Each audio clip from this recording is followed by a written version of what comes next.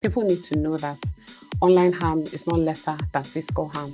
You harassing somebody online and you cannot see the immediate impact on the person doesn't mean that online violence is lesser.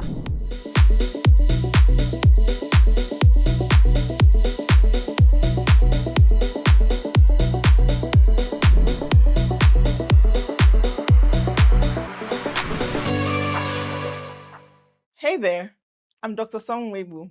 Welcome to the Purple Diaries podcast, the Policy Innovation Center's advocacy platform where we talk about all things gender and social inclusion. Great news! The Gender and Inclusion Summit 2026 is coming, and this year's theme is Making Innovations Count for the Last Mile. I had the opportunity to sit down with some amazing change makers and talk about what they're doing to make innovation count for the grassroots people, the ordinary Nigerian on the streets. Join us in season 2 of the Purple Diaries. You don't want to miss it. Hi, good morning. Hi, good morning. And a very warm welcome to the Purple Diaries podcast. Thank you. You look really lovely today. You look lovely as well. Thank you. So let's start by having you introduce yourself to our audience. Okay. Hi everyone. My name is Ugochi Ehe. I work at TechHR and I am the Digital Literacy and Educations Officer at TechHR. And essentially, TechHR is a not-for-profit that ensures women can understand, access, and utilize technology safely, profitably, and meaningfully. Oh, okay, that was very well done. Thank you. Okay, so let's jump right into the meat of things, shall we? Sure. So, just like you know, we were talking about before the camera started rolling. So last year, during the 16 days of activism against gender-based violence, we had this whole talk about how much as the VAP Act, that's the Violence Against Persons Prohibition Act, is just a landmark thing for Nigeria and almost, a near miracle, if you ask me. Can say that. But we still had it being repealed trying to be repealed last year. Oh my goodness. It almost feels like one step forward, one step back, right? 2 steps backward. But, wonderful thing for Nigeria, if you ask me. However, there's still gaps. So I think the theme for last year was working against digital violence. To end digital violence against women and girls. Yes. So I kind of want to pick up that conversation again. Okay. And talk about, because we assume, I guess because you and I are both in the field, we assume that everybody knows what is going on. I'm trying not to assume this morning. Okay. So let's talk about, right, what kind of harm are women and girls, especially young girls, exposed to just by being online? Okay. I think the first thing I'll start with this morning is saying that people need to know that online harm is not lesser than physical harm, just because you can't see one. So as opposed to seeing like an injury and you're like, okay, the person is bleeding and okay, automatically the person is in pain, right? But you harassing somebody online and you cannot see the immediate impact on the person doesn't mean that online violence is lesser, right? It's just to say that online harm is harm in itself. Same thing we try to say every time, that digital rights are human rights. It's not lesser. The digital space is literally, it's just like another environment like the physical space, right? Harm or violence that occurs offline, physically, same harm that occurs online, right? So it's important that people are aware that online harm is just as serious, it's just as violent as physical harm.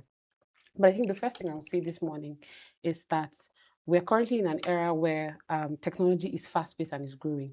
The proliferation of technology in Nigeria now, has outmatched the safety mechanism and protocols that we have, right? We can see artificial intelligence doing numbers, and there's something we like seeing at TechHR.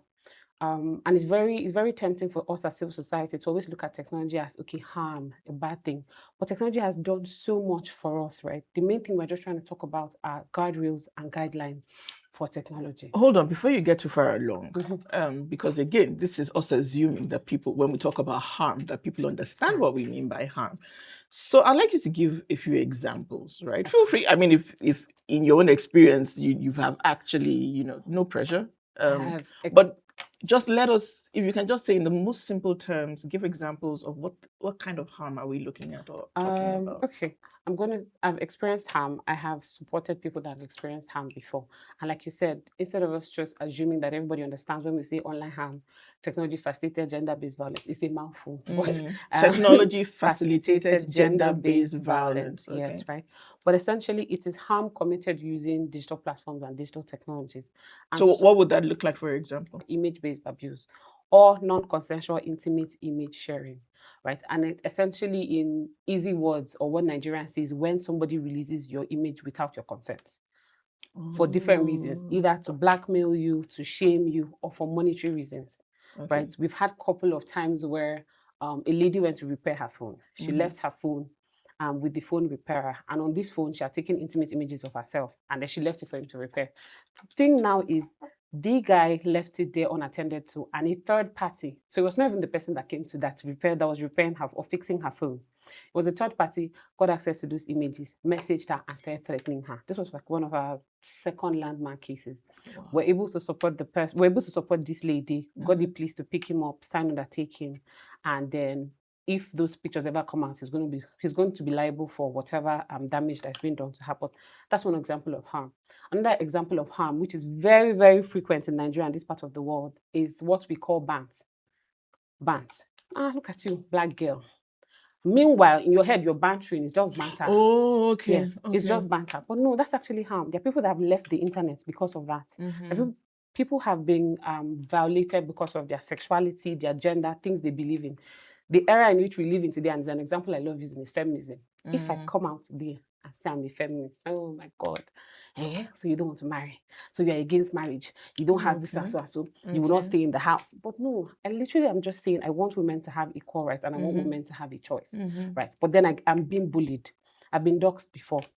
And essentially, doxxing is when someone shares my personal information without my consent. So it's a thing that Nigerians do a lot, especially on X, formerly Twitter, where let's say maybe something happens, right? We're having a brawl or an argument, and then somebody now comes and say, Ugochi stays at plot 129, go and greet her. So that people then... Yes, you're doxing me, and that's online violence. Because you're now giving people access to my physical location. And nobody talks about how easy it is for violence to travel from online to offline. It's like a matchstick. Yeah. It's just like... Especially when people are giving out your house address. Exactly. That's the thing about online violence. It started from one thing online, right? And next thing has escalated to physical spaces. So these are like examples of online violence. Okay. So I guess that then leads us into the next thing, right? What can we do to keep them safe? And I know... and I cite... it seems like a simple question, but it is much bigger than it is. But just... Yeah, while I like that you said... Before you get started, right? So just to make it a little bit easier for you, because I'm in the space, so I realize that what seems like a simple question is really big. But what I really like our audience to take away, right, is... First of all, just even individual level things they can do. And then maybe after individual, we can do community. And then maybe we take it to the policy level, right? So let's think about it. I think before I even start saying like giving tips or practicals that they could use to protect themselves online, the first thing I would say is we're quite tired of telling women what to do. It's like preaching to the choir. For a decade now, we keep telling women, for example, rape, don't wear short dresses, don't walk at so and so points in time, do this, do that. But 2 months ago, I think a month ago, I think all of us have seen the CNN story about the Rape Academy of women, their partners, their husbands filming them and selling these videos online. So what do you tell that woman? Her home is her safe space. So what do you tell her? She should not be comfortable at home. Or what do you say to people who are dressed from head to toe covered? There's a and different... still get assaulted. Exactly. There's also another kind of violence. What do you say to children? Where it's religion-based violence. So a woman is with her hijabi, a Muslim woman, and then men use AI to take off her hijabi just for the fun of it. Yeah. And we keep saying, what is it about a woman's body that entices you guys so much? And they keep saying, oh, not all men. No. But it's always a man. When the thing happened on Twitter, on X with Grok, it was men. We hardly saw any woman saying, Grok, undress this man's two-piece. So let's talk about solutions. Yes. So we know what the problem is, right? Yes. But let's look at this now from a solution. Okay. And solutions, I think the first thing I'll say is talking to men. Like, we need more men, and we need men as allies, right? There's a thing that happens in Nigeria and Africa where men listen to men. You can say something, I can say something. It's like we spoke in French. But a man should say that thing now, an influential man, they're like, oh, brainstorming bright idea. But it's the same thing we've been saying. So we're like, okay, how about we go about this differently, right? We engage more men. We have conversation with this man. Please speak to younger boys. Speak to boys online. Tell them that this behavior is not okay. We do not always have to say, what if it's your sister? We do not always have to do that. You should have dignity for a person, for a woman, regardless of whether she's related to you. I mean, but the end justifies the means. So if you have to help him see, this could be your sister, your daughter, your niece, whatever.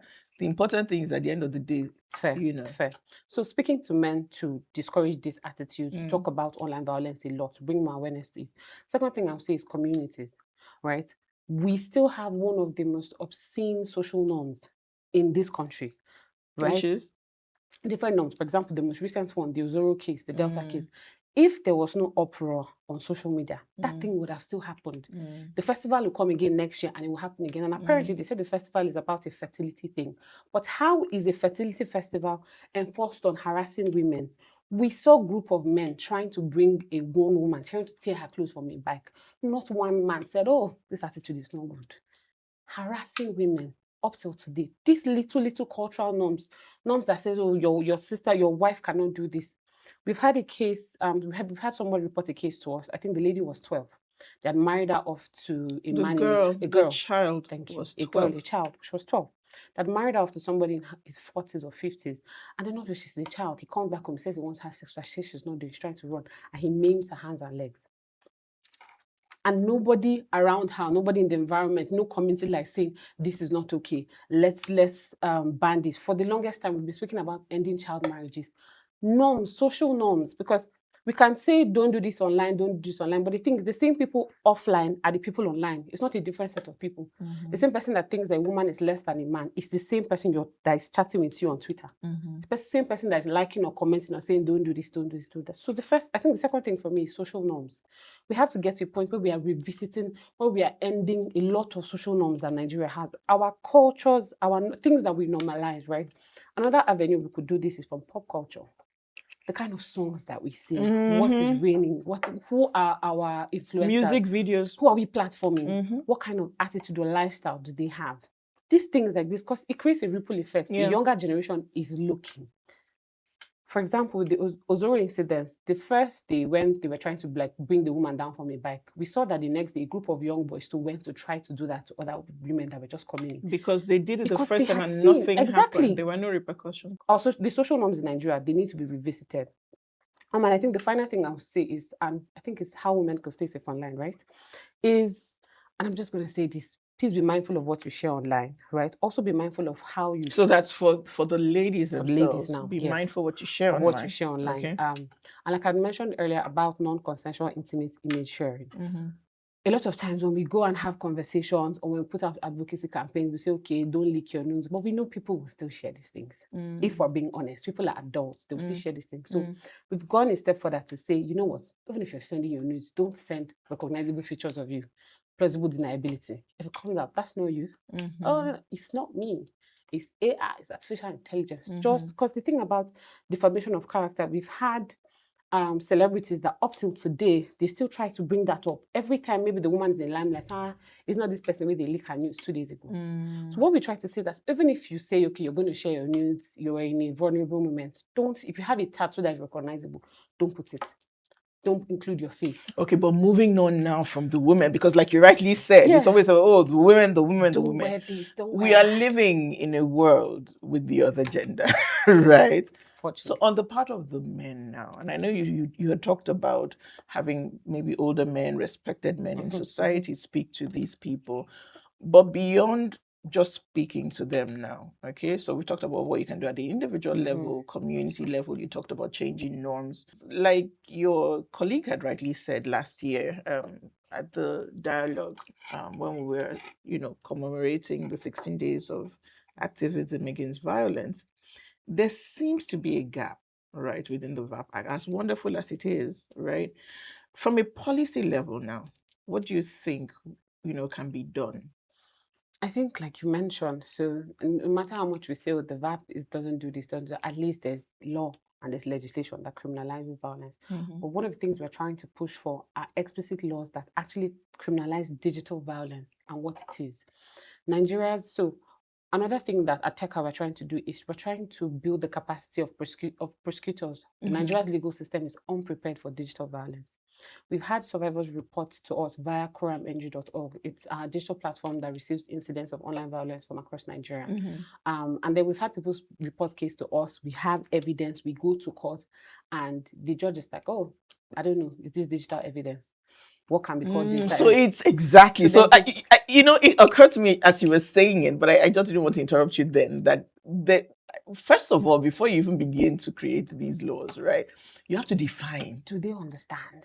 And so even in defining, just because of, how tech just keeps changing from day to day, you have this problem where it almost seems like the moment you define it, it then changes even.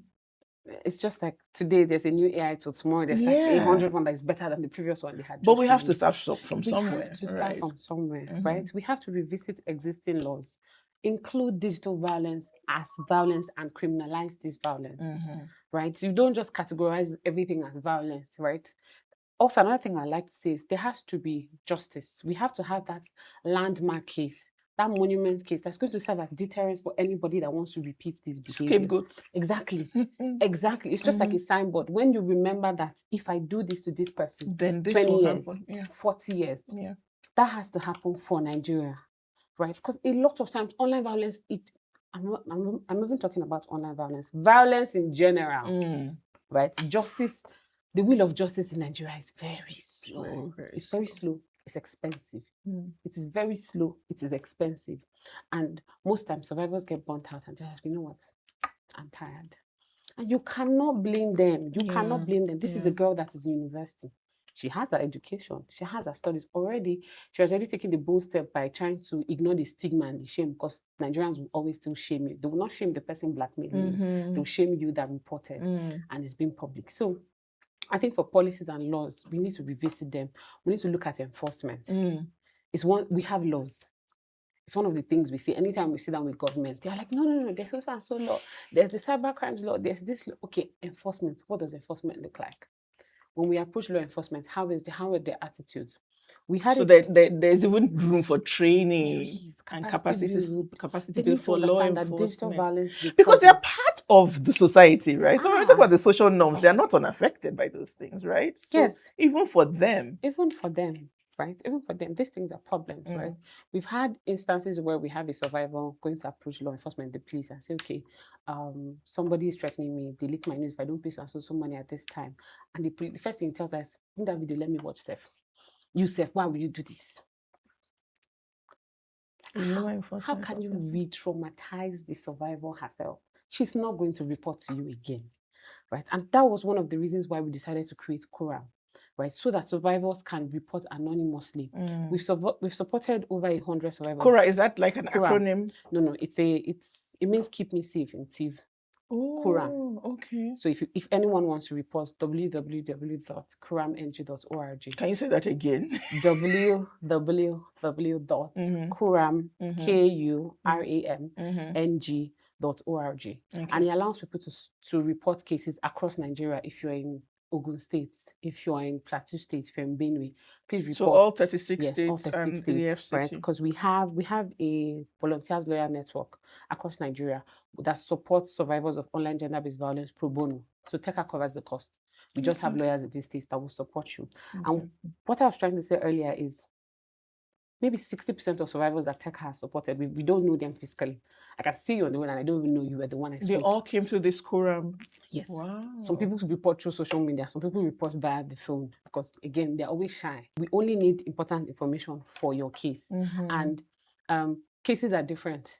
People report to say, you know what, I don't even want to lock him up. Just take it down for me. Some people just want content takedowns. Again, people do not trust the justice system to push it forward. All these gaps, all these bottlenecks are why we still have recurrence of online violence, because maybe they've not seen one person that they've used as a scapegoat. So yeah. Thank you very much. Well, it's been a pleasure talking to you. Thank you. And we hope to have you again here soon. Definitely. Okay.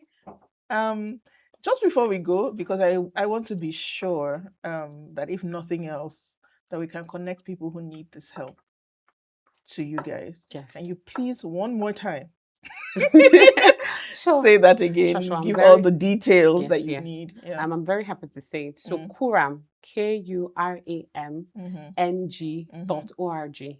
Right. It's a website where you could just go and report instance of violence, online violence that you have faced. And we're going to respond to you within 24 to 48 hours. Is there any phone number or anything? There is a phone number, but it's usually easier via the website, because even if you report via phone, we'll still redirect you to the website. Okay. But they could also report via our social media at TechNG on all platforms. But I also want to mention another vertical that we have. It's the Sexual and Gender-Based Emergency Response Fund. So KURAM is for tech-facilitated gender-based violence, so online violence, digital violence of all forms. But SGBV is for gender-based violence in general, so domestic violence, all the forms of violence that are not via technology. And essentially, the ERF is for survivors, and if you're looking for medical support, psychosocial support, if you need emergency, like safety, shelter, please report via the ERF. And we have like a minimum of 300,000 to give you once we've verified your cases. 300,000 naira. Yes. Wow. Because with 12,000 naira, we've secured justice for somebody in the north with as low as 12,000 naira. So we know that it's not a lot of money, but it can do something. Yeah. Right? If a woman is seeking emergency shelter, maybe her husband or her partner is beating her, she's facing domestic violence, and she needs to leave that environment immediately. It could get her a hotel 2 or 3 days, pending. And keep her alive. Exactly, pending what we could do. All right.